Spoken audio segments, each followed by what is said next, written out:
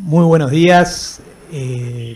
Les agradecemos a todos la presencia, la concurrencia, estar presentes en este novedoso simposio. Por primera vez es donde nos juntamos los comités de cirugía cardíaca, hemodinamia e imagen para tratar un tema que tenemos en común y que en este caso el tema que centrará la discusión de tres invitados extranjeros de gran renombre que pasaremos a describirlos, a presentarlos, es el manejo de la degeneración protésica valvular aórtica, y en donde la primera presentación va a estar liderada por el doctor Rafael Sádava, que es un gran amigo de la casa, es cirujano cardíaco del Centro Hospitalario de Navarra, en España, y es el actual secretario general de la Asociación Europea de Cirugía Cardiotorácica. Y paso a mis compañeros para presentar al resto de los colegas. Como segundo orador va a ser el doctor Matías Stegman, que es el director del Departamento de Cardiopatía Estructural del Sanatorio Fino Quieto y el Sanatorio Güemes de Buenos Aires, Argentina, y es un gran amigo y un gran proctor de este tipo de procedimientos. Y finalmente la última charla la va a dar la doctora Rebeca Hahn, que es una especialista en ecocardiografía, es profesora de la Universidad de Columbia y se centra su labor sobre todo en las valvulopatías y en la ecocardiografía durante los procedimientos intervencionistas, tanto quirúrgicos como percutáneos. Por lo tanto, su enfoque va a ser muy útil en esta mesa. Bien, y antes de dar la palabra voy a aprovechar para presentar a mis colegas, también grandes amigos, el doctor Ricardo Lluveras, que está en representante del Comité de Hemodinamia, hemodinamista, la doctora Camila Ramos, en representación del Comité de Imagen, y quien les habla, Víctor Dayan, en representante del Comité de Cirugía Cardíaca. Así que sin más, pasamos entonces la presentación del doctor Rafael Sádava, que nos va a hablar de degeneración bioprotésica valvular aórtica, valve-in-valve o reintervención quirúrgica. Bueno, pues buenas tardes desde España. Hoy estoy en Madrid. Buenos días en Uruguay. Es para mí un verdadero honor y estoy encantado de estar con todos ustedes presentando este tema del manejo de la bioprótesis valvular degenerada, valve-in-valve TAVI o reintervención quirúrgica. Me gustaría empezar con un caso real de una mujer de 78 años de edad que en el 2007 fue intervenida de una sustitución valvular aórtica. Se colocó una prótesis Medtronic Mosaic de 21 milímetros por una estenosis aórtica severa. Ingresó hace pocos días, en realidad esto fue hace unos meses, con una disnea progresiva de esfuerzo. Entonces un ecocardiograma transtorácico demostró una insuficiencia aórtica severa por rotura del velo no coronariano de la prótesis. En la derecha pueden ver una imagen del TAC en el que se demuestra la altura de las arterias coronarias, el acceso femoral, los ejes femorales y cómo está esa prótesis quirúrgica dentro de la raíz de aorta.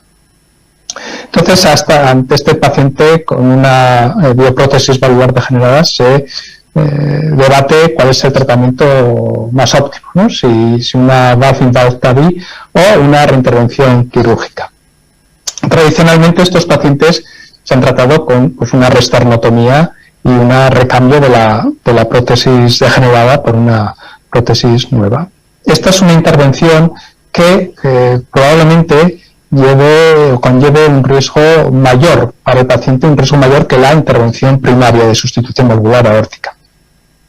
Y la verdad es que se ha escrito mucho, ha habido muchos estudios retrospectivos sobre este tema, comparando si la mortalidad de la reintervención es más alta que de la operación primaria. Y la verdad, la conclusión de casi todos los artículos es que aunque la reintervención se pueda realizar con una mortalidad operatoria que es aceptable, sin embargo, en la mayoría de los estudios retrospectivos la mortalidad de la reoperación es más alta que la de la intervención primaria.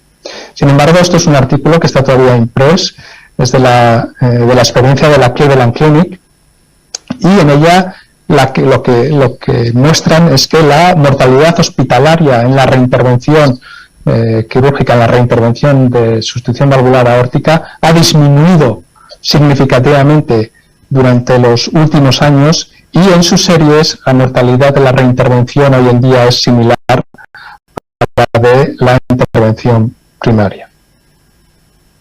Pero bueno, lo más atractivo en principio es una TAVI, un valve-in-valve, colocando la prótesis percutánea dentro de la prótesis quirúrgica. Sin embargo, aquí me gustaría destacar 3 problemas fundamentales que hay con este tipo de técnica. Uno es el riesgo de trombosis protésica, otro es el riesgo de la obstrucción coronaria y otro es la presencia de patient prosthesis mismatch. La trombosis valvular clínica es una posibilidad preocupante. Este es resultado de un registro internacional del Valve-in-Valve International Data Registry, en el que se vio que la incidencia global de trombosis valvular clínica fue del 7,6% en aquellos pacientes que recibieron una Valve-in-Valve TAVI. Pero en aquellos pacientes, por ejemplo, que recibieron una NOSAIC, como la del paciente que presentó al principio, y a los que no se les había anticoagulado después de la Valve-in-Valve TAVI, un 20,3% de los pacientes presentaron una trombosis con manifestación clínica, lo que es una incidencia muy alta. Otros pacientes en los que llevan otras prótesis fueron anticoagulados, la incidencia era mucho más baja o casi nula. Y esta trombosis valvular parece que está provocada, por lo menos en parte, por un confinamiento geométrico de las válvulas cardíacas transcatéter dentro de las prótesis quirúrgicas degeneradas, ¿no?, que puede impedir el movimiento, el flujo de la sangre, que se tiende a estancar en esta zona. Hay un estudio interesante a este respecto, en el que los autores miraron o evaluaron lo que se llama el blood residence time, es decir, el tiempo que la sangre permanece, digamos, estancada en la raíz de aorta, comparando las válvulas percutáneas con las válvulas quirúrgicas. Y en la gráfica de la derecha pueden ver las columnas blancas son válvulas quirúrgicas y las columnas rojas las percutáneas. En los distintos fases del ciclo cardíaco, el blood residence time siempre era mayor en las prótesis percutáneas que en las prótesis quirúrgicas. Y esto puede en parte explicar esa mayor incidencia de trombosis protésica que parece que hay en las válvulas percutáneas. La obstrucción de los ósteos coronarios es también un problema que hay que tener en cuenta y que puede poner en peligro la vida del paciente. Como se puede ver en estos modelos, al expandir la prótesis percutánea, los velos de la prótesis quirúrgica pueden ocluir los osteocoronarios. Hoy en día hay maniobras como el basílica, es decir, rasgar el velo de la prótesis quirúrgica para que no obstruya el osteocoronario, o poner stents en snorkel, que se llama, para impedir que estos se cierren. Sin embargo, estos son técnicas adicionales que algunas veces no son tan sencillas de hacer. Y el basílica, aunque se ha escrito mucho, no creo que hay muchos centros, por lo menos a nivel en España, que lo hagan actualmente. Y el último problema que hay que tener en cuenta es la posibilidad de patient prosthesis mismatch. Este es el mismo registro del Valve-in-Valve TAVI que les hablaba anteriormente, y en este registro hasta un 24,6% de los pacientes tenían un patient prosthesis mismatch grave, severo, que aunque como ven en la gráfica de la derecha, a los 12 meses no tenía afectación, no afectaba a la supervivencia, sí que sabemos que a más largo plazo puede hacerlo. En este metaanálisis, publicado hace 2 años, se comparan el gradiente medio postoperatorio en aquellos pacientes que recibieron Valve-in-Valve TAVI y aquellos que recibieron un recambio o una reintervención. La tendencia es hacia que haya menos patient prosthesis mismatch en los pacientes quirúrgicos, pero esta diferencia en este metaanálisis no alcanzó significación estadística. Lo mismo ocurrió en aquellos pacientes cuando se comparan pacientes con un gradiente postoperatorio mayor de 20 milímetros de mercurio, aunque en algunos estudios sí que se veía que había más incidencia de mayores gradientes en los pacientes que recibieron una Valve-in-Valve TAVI. Esto no llegó a tener una diferencia estadísticamente significativa. Pero ahora visto esto, vamos a ver si es que hay alguna comparación directa, algunos estudios que hayan comparado los resultados entre reintervenciones y Valve-in-Valve TAVI. Y también se han publicado un montón de estos estudios, algunos con unos resultados y otros con otros. En general, Lo que sí que creo que se ha visto es que no parece que hay diferencias significativas en la mortalidad a los 30 días o al 1 año en la mayoría de los estudios. En la reintervención sí que hay una mayor necesidad de implantación de marcapasos, lo contrario a lo que ocurre en los procedimientos primarios. Y también ha habido una mayor insuficiencia renal y probablemente una mayor incidencia de accidentes cerebrovasculares. Mientras que en los pacientes que recibieron un Valve-Invalve-TAVI había mayor fuga perivalvular, había gradientes más altos y una mayor incidencia de patient-prosthesis mismatch. En los estudios que han mirado a la supervivencia más larga, esto es una supervivencia a 4 años, mirando a mortalidad por cualquier causa y muerte cardiovascular, parece que hay una divergencia en las curvas de supervivencia también en favor a largo plazo en las válvulas quirúrgicas. Y cuando se ha hecho un metaanálisis, este ya es de hace 3 años, comparando mortalidad en aquellos pacientes que reciben un Valve-Invalve-TAVI con aquellos que se reintervinieron, la mortalidad por cualquier causa a los 3 días no había diferencias significativas, pero cuando se miró la supervivencia al mayor seguimiento de los diferentes estudios, ahí sí que la supervivencia era en favor de aquellos pacientes que fueron reintervenidos. Yo creo que en resumen se puede decir que la reintervención, el recambio valvular aórtica puede estar asociado a un mayor riesgo que la intervención primaria, aunque en los últimos registros esto no es tan claro. Que la Valve-Invalve-TAVI es obviamente menos invasiva, ofrece una recuperación más rápida, pero que hay que considerar los 3 factores que he comentado, la trombosis valvular, el riesgo de oclusión de los ostium coronarios y el riesgo de patient prosthesis mismatch. Que la Valve-Invalve-TAVI y la reintervención se pueden hacer con mortalidad operatoria y a corto plazo similar, pero que hay dudas de si la mortalidad a largo plazo puede ser superior en la sustitución valvular quirúrgica, que no hay ahora mismo estudios aleatorizados que nos permitan comparar de una forma clara ambos tratamientos, pero que sí que el tratamiento se debe adaptar a las características del paciente.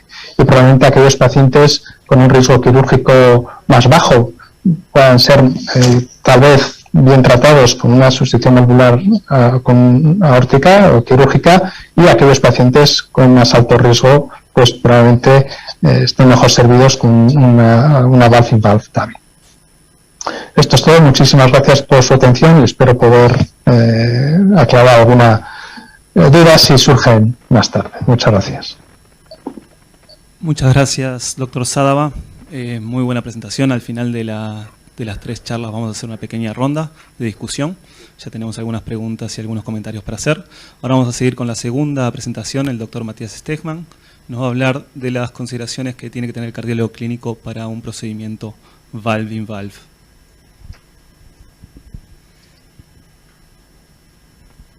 Hola, ¿me escuchan ahí? Perfecto. Bueno, muchas gracias. Voy a ver si puedo abrir mi presentación. ¿Se está viendo la presentación? Perfecto. Bueno, antes que nada les quiero agradecer la invitación. Para mí es realmente un honor poder estar junto a ustedes en este congreso uruguayo, porque los quiero mucho. Además de que son amigos, considero que es un país hermoso y por suerte tengo la dicha de visitarlos bastante seguido. Así que les agradezco la invitación. La próxima vez ojalá sea presencial. Y respecto a la presentación, me viene bárbaro, la verdad, la presentación que acaba de hacer nuestro colega, el cirujano Saba, porque yo voy a mostrar en Valve-Invalve las consideraciones para el cardiólogo clínico y voy a tratar de tocar todos los puntos que recién se mencionaron como problemáticos en el Valve-Invalve, que realmente es cierto, y de qué manera podemos mitigarlos. Entonces, como objetivos, me gustaría primero ver cuál es la racionalidad de hacer un Valve-Invalve, cuáles son los resultados y las principales barreras. Por supuesto, hablar de la prevención del mismatch aórtico-protésico, la prevención de la oclusión coronaria, que son los problemas que recién se mencionaron como mayores barreras, y las conclusiones. ¿Por qué necesitamos valve-in-valve? Y la verdad es que la mayor necesidad de tratamientos con pacientes con fallas de bioprótesis cada vez aumenta, porque aumenta la edad de la población, aumenta la expectativa de vida, y por lo tanto todos saben también que ha aumentado el uso de prótesis biológicas en pacientes cada vez más jóvenes. Antes se ponían en pacientes de 75 años y ahora ya pacientes de 65, 70 años ya se están usando. Por otro lado, si bien lo comentaron muy bien, la mortalidad operatoria de un redu electivo es generalmente baja y podría asimilarse al a la primera cirugía, pero cuando hablamos de pacientes de más alto riesgo o pacientes inoperables, realmente el riesgo quirúrgico se dobla o se triplica.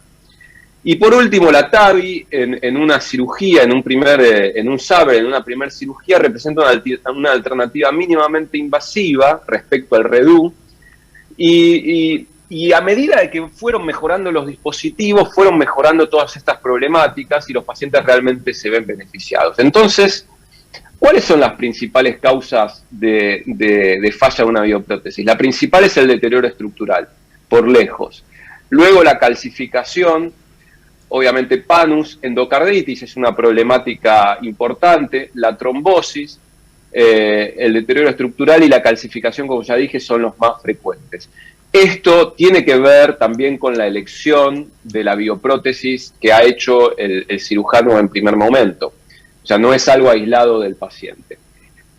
Si bien digo esto, el deterioro de la prótesis es inevitable, y tanto una prótesis biológica, quirúrgica, como una prótesis TAVI, en algún momento se van a deteriorar. Por lo tanto, si sabemos que estamos poniendo una prótesis que tiene una sobrevida menor a la sobrevida del paciente, yo voy a tener que pensar, tanto como cirujano, como hemodinamista, como intervencionista, que voy a tener que dejar un territorio apropiado para un futuro tratamiento, o sea un redu quirúrgico o sea un TAVI en TAVI. Pero lo que tenemos que saber y tener en la cabeza cada vez que hacemos un paciente o que vamos a hacer una prótesis de un paciente es que esa prótesis inevitablemente va a deteriorar.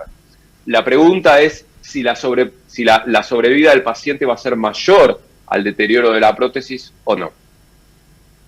Respecto a los resultados del valve-in-valve, la verdad es que, fíjense, cuando uno compara valve-in-valve, o sea, valve en una válvula biológica o valve-in-valve en una válvula percutánea, son bastante similares. Si bien parece haber una tendencia de una mejoría de resultados del TAVI sobre una válvula biológica quirúrgica, que es el TAVI sobre una válvula TAVI. Esto es importante como para también tener pensado cuál va a ser el primer procedimiento de mi paciente. Por último, y antes de meterme a los problemas, me gustaría ver cuáles son, digamos, individualmente los mayores inconvenientes, las mayores barreras que tenemos cuando hacemos un valve-in-valve. Por lejos, como dijo nuestro colega recién, el gradiente residual es el mayor problema. Fíjense que entre un 15 y un 22%, este es un artículo sacado recientemente por Purilandes, el prótesis mismatch, los gradientes son realmente el principal problema del valve-in-valve. El resto de los problemas son similares a un procedimiento TAVI similar, la tasa de marcapaso, la regurgitación, etcétera. Pero otro problema importante que no es similar a un procedimiento primario de TAVI es la obstrucción coronaria, como dijo recién nuestro colega. Entonces, respecto a los gradientes, fíjense, los gradientes pueden ser están determinados por la superficie corporal del paciente, por la prótesis implantada previamente, digamos, por la prótesis que se puso durante la cirugía, por el True ID de la prótesis, y también están relacionados por si la válvula que yo tengo como quirúrgica es fracturable o no.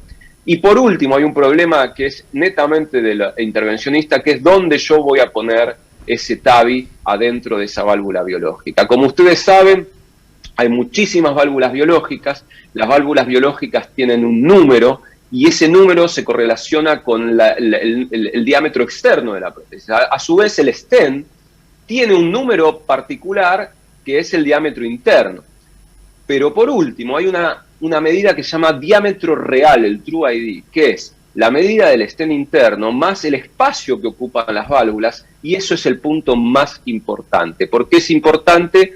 Porque el True ID es lo que me va a dar una perspectiva del prótesis mismatch que voy a tener. Los True ID menores de 21 milímetros aumentan el riesgo de prótesis mismatch en forma muy importante. Entonces, fíjense que tenemos las prótesis que están montadas que tienen el leaflet por dentro de los stents, tenemos prótesis que son de pericardios que están también montadas por dentro de los stents. Estas, tal vez las primeras, las que tienen leaflet por dentro de los stents, son las que tienen True ID menor. Las que tienen pericardio por dentro de los stents tienen un poco mayor de True ID, pero las que mayor True ID tienen, o sea, las que mejor perfil tienen, son las que están montado el pericardio por fuera. ¿Sí? Y estos son cosas que uno tiene que tener en la cabeza como cirujano o como intervencionista en el primer procedimiento quirúrgico y también en el valve-in-valve. Por último, también en respecto al prótesis mismatch, cada TAVI que uno va a poner es diferente. Y cuando digo es diferente es porque válvulas hay, y hay algunas que son que tienen las valvas puestas intraanular, otras supraanular, como es la Corval o la Pórtico, que también es intraanular.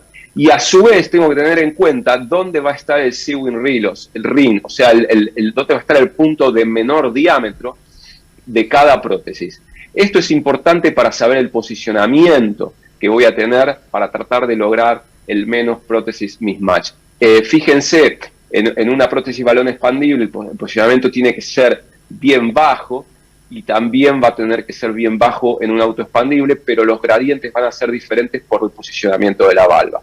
Fíjense lo que pasa en un implante cuando no se hace idealmente en el lugar donde está el neoanillo. Si yo tengo una prótesis, en este caso una valve-in-valve, y la implanto justo en el límite donde está el Sewing ring, fíjense que las valvas me van a quedar por arriba de la prótesis biológica, logrando mejores gradientes. Ahora, si yo hago un implante un poco más profundo, voy a perder todo el beneficio de haber puesto una válvula supraanular por haberla, digamos, depositado en algo más profundo y la voy a hacer intraanular. Otra controversia y otro punto que puede aumentar y mejorar los gradientes post-valve-in-valve es la fractura. La fractura, digamos, se puede hacer antes o después de poner una prótesis, y realmente hay algunos concerns, algunas preocupaciones, pero claramente esto baja los gradientes post-implante. Los concerns o las preocupaciones son si hay algún riesgo de ruptura de anillo. Esto inevitablemente aumenta un poco el riesgo de oclusión coronaria, y lo otro que es importante es saber si la prótesis que voy a tratar es fracturable o no. Hay muchas prótesis, algunas son fracturables y otras no, y esto lo tiene que tener en cuenta el cirujano a la hora de poner una prótesis para darnos la chance a poder hacer un valve-in-valve y fracturar. Fíjense, en este caso, una fractura se hace con un balón de alta presión, ¿sí? Realmente aquí se pudo lograr una muy buena fractura de la prótesis, y esto se hizo porque había un gradiente medio de 20, y post fractura realmente el gradiente bajó a 5 milímetros de mercurio. Por último, me gustaría hablar del riesgo de oclusión coronaria, que no es menor, y fíjense que sí, cuando yo hago un TAVI en una válvula que tiene los stents puestos por fuera, fíjense que el riesgo de oclusión coronaria es 6.4%. Esto es prohibitivo, realmente es muy, muy amplio, es muy grande. Y si yo voy a tener un paciente que tengo casi un 7% de riesgo de oclusión coronaria, es malísimo. ¿Por qué es malísimo? Porque fíjense cuál es la sobrevida de un paciente que en un valve-in-valve se ocluye la coronaria. Están muertos casi el 50% luego de una oclusión coronaria. Por lo tanto, es un evento extremadamente grave que tenemos que evitar. ¿Cuál es el principal predictor? Bueno, es la prótesis que tenga un stent montado por fuera, las valvas montadas por fuera del stent. Las prótesis stainless también tienen 3.7, y tal vez las que menos tienen son las prótesis que tienen stent con leaflets montadas internamente. Por tanto, esto también es un punto para tener en cuenta en la primer cirugía.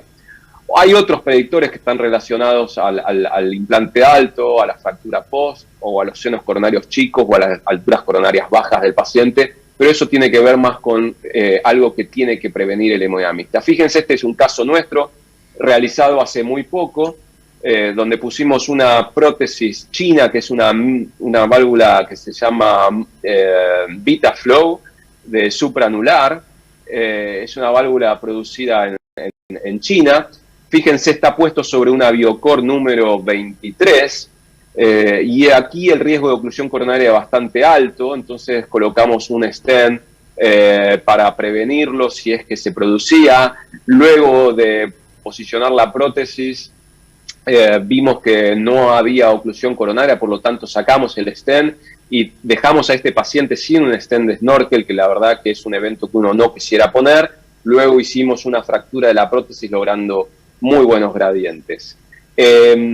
Por último, les quiero mostrar este último caso, que este último caso lo hice anteayer.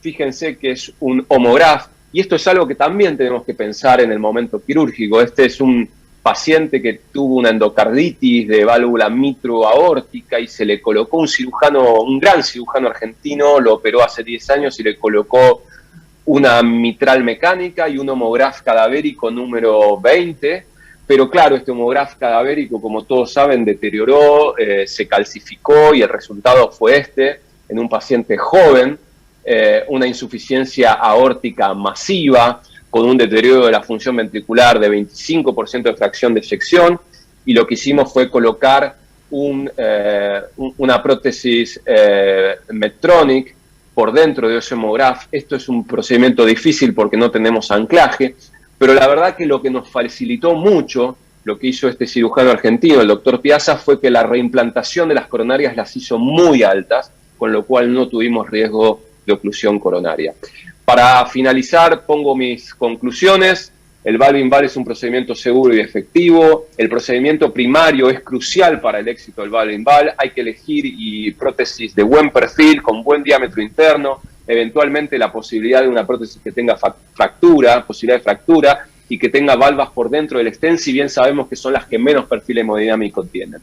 Si no se puede garantizar buenos gradientes en anillos chicos, que el cirujano evalúe siempre la ampliación del anillo o eventualmente un TAVI primario. Tener en cuenta la elección y la técnica del implante del valve-in-valve con prótesis supraanulares, fracturas y prevención de oclusión coronaria. Muchas gracias. Muchísimas gracias, Matías, por tu charla. Queremos presentar ahora a la doctora Han, que nos va a dar una charla sobre una visión imagenológica de la degeneración valvular aórtica protésica percutánea. Así que adelante, Rebeca. Thank you. Can you see my slide?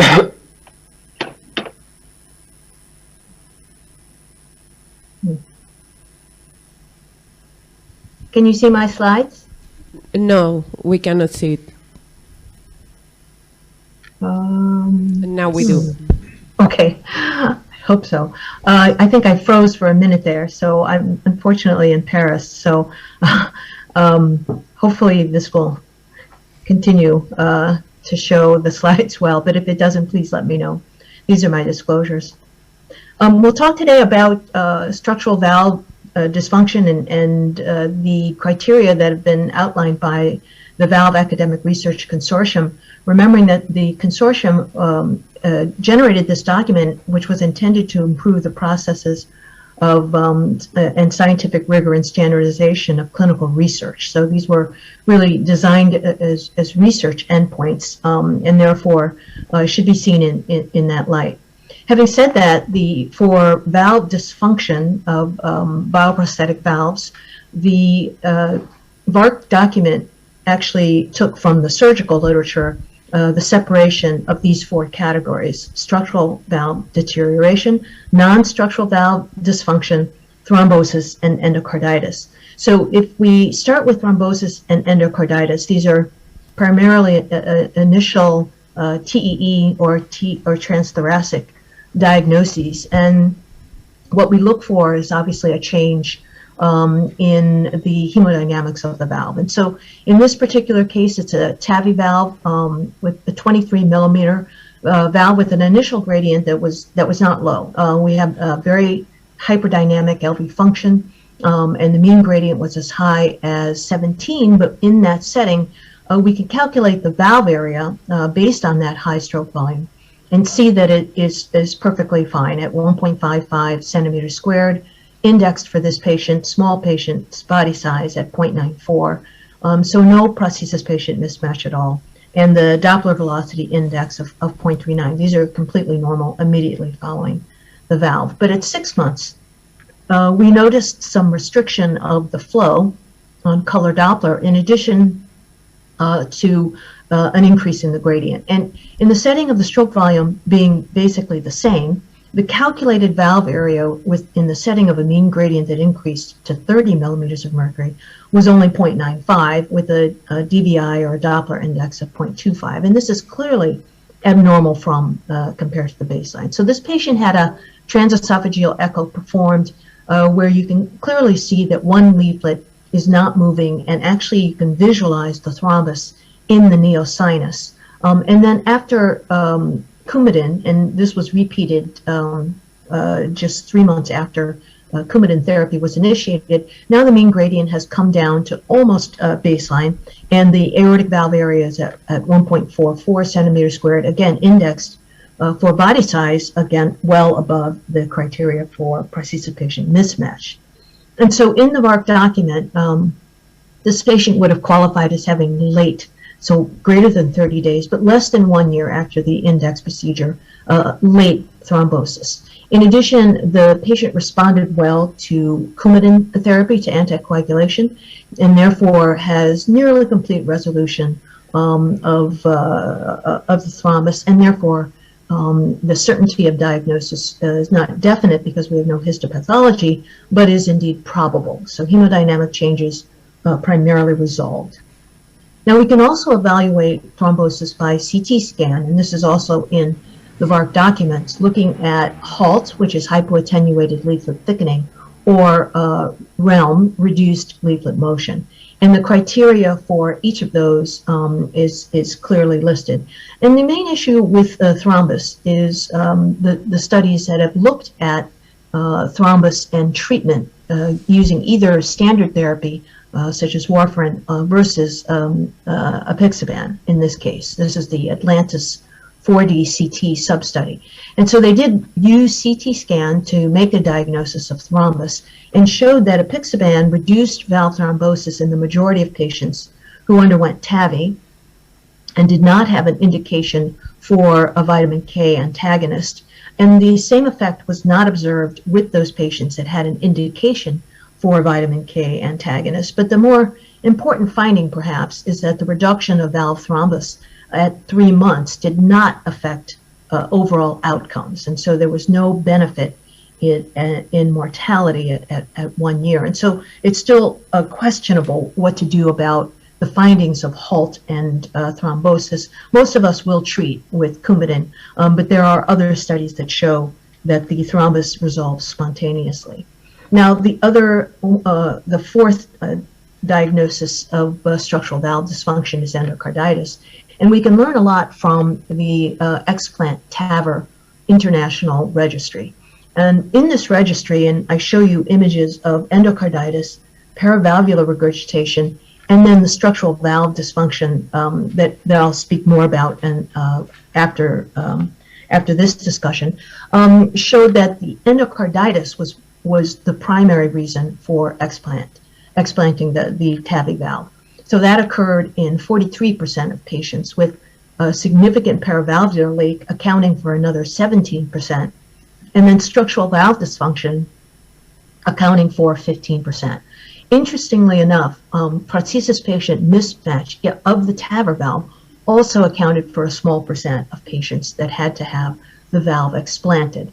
And the real issue here is that redo TAVR was not feasible in a number of patients. So up to 27% of patients did not have favorable anatomy that would allow a redo TAVR to be done, and therefore they had to be explanted. And so using the Kaplan-Meier analysis, the actuarial estimate of survival at 3 years was only 69%. Therefore, this is explanting the TAVR valve ends up being a relatively high-risk operation, as you can see also on the right-hand side of the screen, in hospital mortality up to 12%, with stroke of 6%. And so this is not a low-risk procedure. In the summary slide, you can see that the explanted valves were about 50-50 balloon expandable and self-expanding valves, and that in about 13% of patients, they not only had a surgical valve implanted, but also had to have an aortic root reconstruction, which obviously increases the surgical risk. The overall outcomes we've discussed already, but remember again that redo TAVR was not possible. So TAV and TAV was not possible in a large percentage of those patients, and that may become one of the things we consider when we're talking about lifetime management and making those initial decisions about whether to do a surgical valve or a transcatheter valve. So moving on to the larger category of structural valve deterioration, and we won't talk a lot about prosthesis-patient mismatch, which is the non-structural valve dysfunction, but really about structural. We're looking here now at permanent changes of the actual prosthesis itself. And in the guidelines from Europe, they used an absolute mean gradient to make the diagnosis of probable structural valve deterioration and definite, but also look at the change from baseline. And so it does become important that we remember that we need the baseline studies in order to follow these patients, since an absolute mean gradient, particularly after the surgical valves, may not be meaningful if the valve areas are adequate. And one of the main issues that has come up recently is the fact that the echocardiographic gradients immediately after a transcatheter valve is placed do not seem to correlate as well with the invasive gradients. And there's a number of different reasons why that might be true, although both measurements, whether they be invasive or echocardiographic, are valid. And one of those reasons is shown here, which is that in the setting of a normal transcatheter aortic valve, you have laminar flow across the valve. And in that setting, you have a parabolic shaped flow within the valve or within any vessel, with obviously a lower flow near the walls of the valve or the walls of the vessel, and then higher flow in the center of the orifice, causing the average velocities to remain the same. So the average velocity will be the same, but it's going to be higher in the middle, and that's what we measure on echo. So that in a setting of a normal valve, we measure the highest velocity, which may indeed overestimate the average velocity across the valve. Now, in the setting of turbulent flow, those velocities are all about the same. So that's why when we measure on echo in a normal valve a higher gradient than you see on catheterization, it may indeed be because it's normal flow. And so Amr Abbas looked at the discordance between invasive and echo gradients and found that if you had a normal functioning valve, which is the lower graph here, that the correlation between echo and invasive gradients was not very good. But once you have stenosis, and so either native stenosis or structural valve dysfunction and prosthetic valve stenosis, the correlation between invasive and echocardiographic gradients becomes very good. And so in all honesty, what we're really looking for is the dysfunction of the valve, so following a patient and using himself as the control, and then making sure that we actually do all the calculations to determine whether or not there's severe dysfunction of the valve. Importantly, in that same paper, he showed that the immediate post gradient, whether or not it was echocardiographic or whether or not it was with invasive measurements. So the A is with echo, B is invasive. Immediately after the valve is put in, there is no mortality associated with those gradients.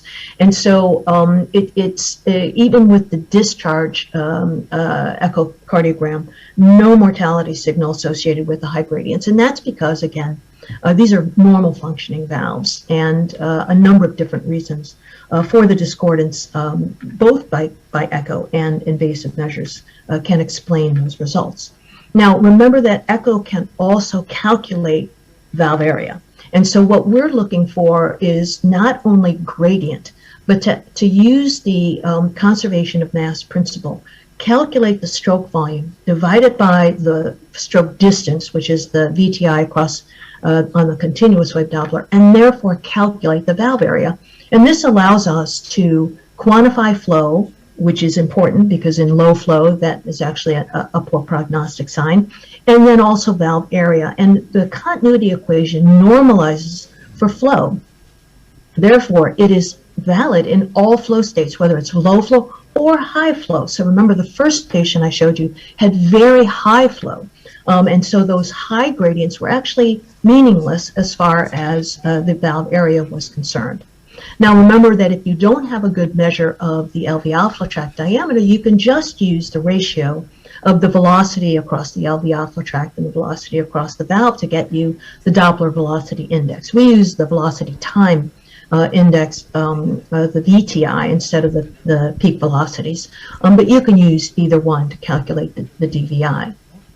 So again, with the VARC-3 document, important to understand that the parameters we look for are valve morphology, that's the stage 1, but then look for hemodynamic changes of the mean gradient, effective orifice area, and the Doppler velocity index. And the measurements that we use at follow-up are the change in these parameters as well as the absolute measurement. So if we take a look at this one-year study of a TAVR patient, you can see that visually this patient has at least stage 1 structural valve deterioration, because you can see the calcification and the restriction of one of the leaflets. Now in that setting, the mean gradient had gone up from baseline, the valve area had gone down, the DVI had also gone down, but the patient had remained relatively asymptomatic.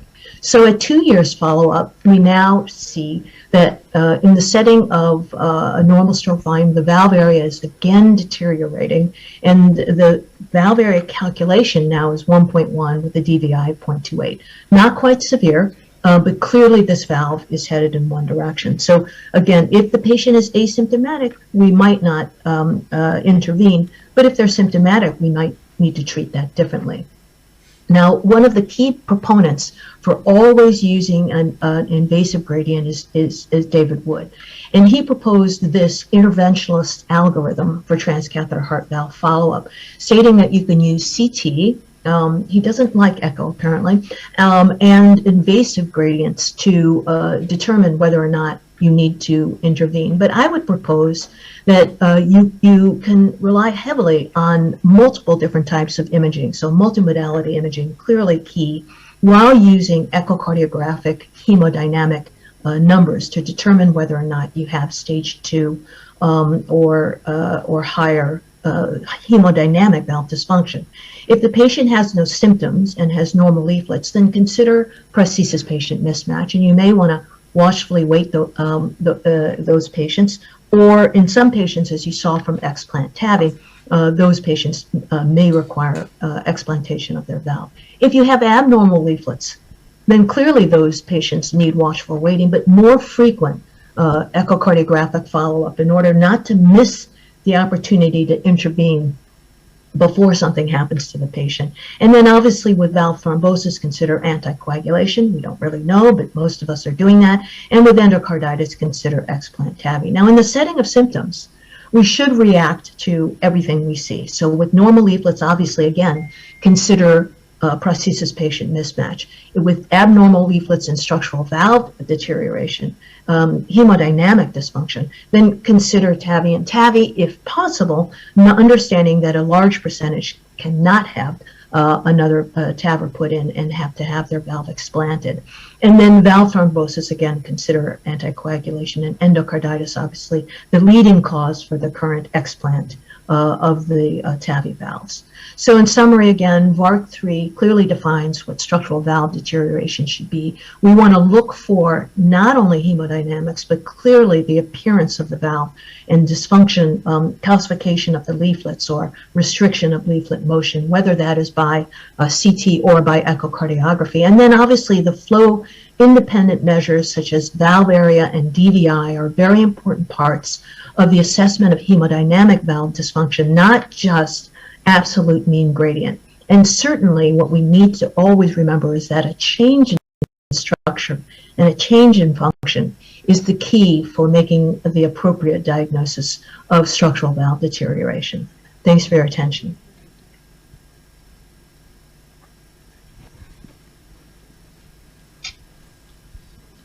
Bueno, muchísimas gracias por las presentaciones, realmente han sido muy fructíferas y realmente hemos aprendido mucho a partir de las mismas.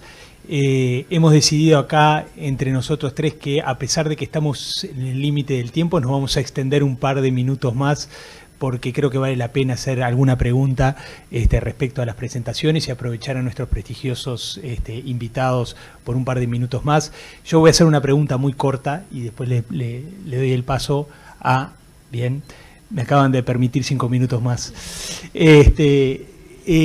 Claramente quizás podemos discutir hasta la noche qué es mejor en un determinado paciente con una degeneración estructural protésica aórtica, si una reintervención o una TAVI, pero yo lo que me gustaría decir un paso más atrás y quizás que cada uno de los colegas me digan en su práctica clínica habitual cuál es la indicación de reintervenir, tanto por TAVI o por cirugía, a un paciente con una degeneración protésica valvular quirúrgica, ¿verdad? La doctora Hahn nos mencionó la reintervención o no en un paciente con degeneración de TAVI, pero en un paciente con degeneración protésica valvular quirúrgica, claramente debemos aplicar las guías a lo que es la intervención en un paciente con estenosis aórtica nativa, o hay que ser un poquito más benevolente en el sentido de en el paciente que es más grave, recién reintervenir, dado que siempre que decidimos intervenir sopesamos el riesgo de la intervención,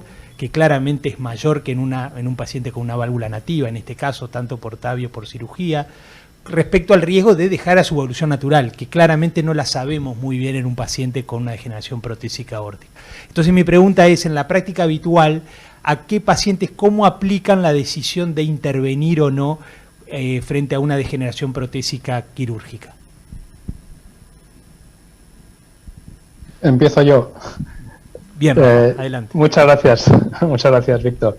Yo creo, bueno, la mayoría de los casos verdaderamente, sobre todo cuando estas prótesis fallan por una rotura, ¿no? Presentan insuficiencia aórtica severa que generalmente se manifiesta clínicamente de una forma relativamente rápida. Y entonces, sobre todo en estos pacientes no se puede esperar mucho tiempo. Cuando degeneran y lo que hacen es aumentar gradientes pues de forma un poco más gradual, yo creo que sí se puede ser un poco más permisivos, pero aplicar casi las mismas indicaciones que aplicaríamos a una enfermedad valvular aórtica por estenosis nativa, ¿no? Cuando alcanzan ya niveles de severidad o sobre todo si son sintomáticas, yo creo que se establecería ya la indicación de intervenir de una forma u otra, por supuesto. Gracias, Rafael. Yo tengo una pregunta para la doctora Hahn, si está escuchando con el traductor. La hacemos en español. Yes. Recientemente fueron presentados en el American College de este año resultados de un análisis de los datos del SURTAVI y el US Pivotal Trial de CoreValve, en donde muestran la evolución a 5 años del deterioro estructural protésico, tanto para las prótesis quirúrgicas como para las prótesis TAVI. ¿Qué opiniones le merece al respecto, debido a que estos datos demostraron que las prótesis TAVR tienen menos deterioro estructural que las prótesis quirúrgicas? Yeah, I don't know whether or not, the Notion trial showed something a little different. So I'm just going to bring up the Notion trial briefly because that was an 8-year study. And if you look at the statistics of structural valve deterioration and bioprosthetic valve failure, it turns out there is no difference between surgical and transcatheter aortic valves. Obviously, we believe that the transcatheter valves may have some better hemodynamics because we don't have a sewing ring, and therefore we can expand the valve to the full extent of an annulus, and we don't have to reduce it by the width of a sewing ring. But the Notion trial, to me, and that may be one of the reasons why a TAVI valve may seem to have better hemodynamics and longer durability. But in the Notion trial, although the lines are separating a little bit, it was not statistically significantly different. And so I don't know that we have any fantastic data yet that the transcatheter valve is better than the surgical valve as far as durability. Remembering also that for the surgical valves in a small annulus, and I'd love to hear the surgeon's take on this, you can expand the root. Now, whether or not that also increases the surgical risk is something that's been debated. And therefore, the upfront risk of enlarging the annulus with the surgical valve may have some downsides as well. But if you're able to do that, then we believe that the hemodynamics in that setting may actually compete quite favorably with the transcatheter valves. I, of course, am a fan of transcatheter valves, but I think each patient needs to be really looked at individually, and the lifetime management becomes very complicated for each patient. If you already have coronary calcification, even though it's not significant, you're going to have to reaccess the coronaries, and therefore you may make some decisions, based on that. If you have a very small root, it's possible again that you're going to have to make decisions as to which valve to put in if you're doing a transcatheter, since the tall valves are going to basically restrict reaccess to the sinuses and to the coronaries. And so there's all sorts of individual decision making that makes it very hard to generalize. Una última pregunta para la doctora Hahn, por favor, con traducción. En esta era donde claramente en estos procedimientos se está aumentando la incidencia de trombosis y el diagnóstico imagenológico de lo que son las trombosis de estas bioprótesis, a las cuales por lo general estamos acostumbrados a no anticoagular a los pacientes, y si bien en su charla la doctora Hahn dijo que todavía la anticoagulación no ha demostrado, ¿le parece que va a generar un cambio en el paradigma en la anticoagulación cuando se hayan procedimientos más extensivos de válvulas implantadas sobre otras válvulas, que eso puede afectar el riesgo de trombosis, la incidencia de trombosis y la necesidad de anticoagulación de estos pacientes? Yeah, that's a really, really good question. And I think what we'll learn is, again, through imaging, because some of the 4D flow analyses of the neo-sinus flow may allow us to pinpoint patients that are at much higher risk for thrombosis. And we know that anticoagulation is effective. It can reduce the amount of thrombus, and we still don't know the long-term effects of thrombosis in the neosinuses. They may actually, because of the inflammatory response, increase structural valve deterioration in the long run. And so I think we still don't know a lot.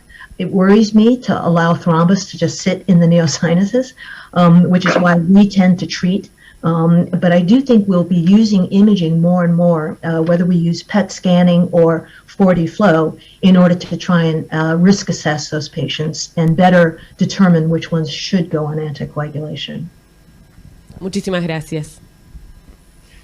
Bueno, muchísimas gracias a todos por la participación, gracias a mis colegas, gracias a los invitados por sus fantásticas presentaciones y por la devolución a las preguntas que presentamos, y muchas de las cuales nos quedamos.